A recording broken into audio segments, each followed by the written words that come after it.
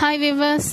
Today லஞ்சில் என்ன பண்ணலான்னு யோசிக்கும் போது சரி மாடிக்கு போகலாம், மாடி தோட்டத்தில் எப்படி ஏதாவது இருக்கான்னு பார்க்க வந்தால் மாடி தோட்டத்தில் நம்ம முருங்கைக்கீரை வாவான்னு நம்மளை கூப்பிடுது. அந்த அளவுக்கு நல்லா பசுமையாக துளிர்த்து நல்லா கலக்கலன்னு வளர்ந்துருக்கு. மழைக்கு ஆல்ரெடி வேறு நான் உடச்சி விட்டுட்டு போனேன். ஏன்னா சிறியவே வரமாட்டேது, ஒன்றுமே என்னால் பறிக்க முடியல, கொஞ்சம் கொஞ்சமாக இருக்கே அப்படின்னு யோசிச்சு உடச்சி விட்டு போனேன். இப்போ பாருங்கள், மழை பெஞ்சதுக்கும் துளுத்து சூப்பராக நிறைய வந்திருக்கு. ஸோ இதை வச்சு தான் நம்ம இன்றைக்கி பருப்பு வெங்காயம் தக்காளிலாம் போட்டு முருங்கைக்கீரை கடையிலுங்க. நல்ல ஹெல்த்தியான இன்றைக்கி நம்ம வீட்டிலையே செஞ்ச முருங்கைக்கீரை கடையல்.